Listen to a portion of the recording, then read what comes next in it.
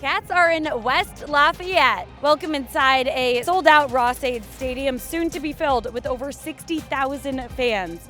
Alongside Cats radio analyst Ted Albrecht, I'm Lauren Withrow. Cats are hungry to get back in the win column after dropping 2 in a row against Wisconsin and Iowa. Coach Braun's message to the team all week has been to focus on the response, control the controllables, and to reestablish a brand of Wildcat football, which is a tough defense, a great run game, and execution in the turnover battle.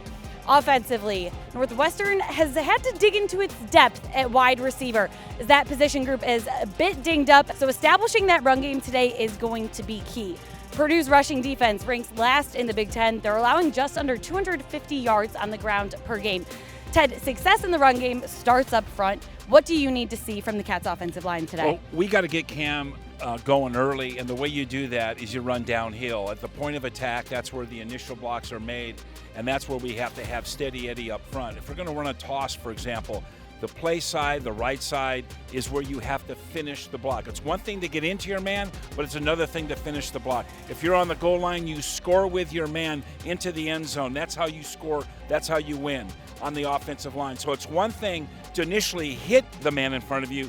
The other thing is to finish the block. We have to finish, and be aware of spacing. Be aware, get to the next level. Angles on the offensive line. Got to really make sure you make the calls right. That's going to be all captured in that run game.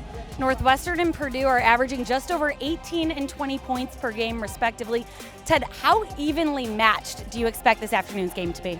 I think it's going to be very evenly matched. You have a defense on the Purdue side that's allowed a lot of points, allowed a lot of yards. And, they have some deficiencies. And so I think if we could take advantage of that, that would be really good.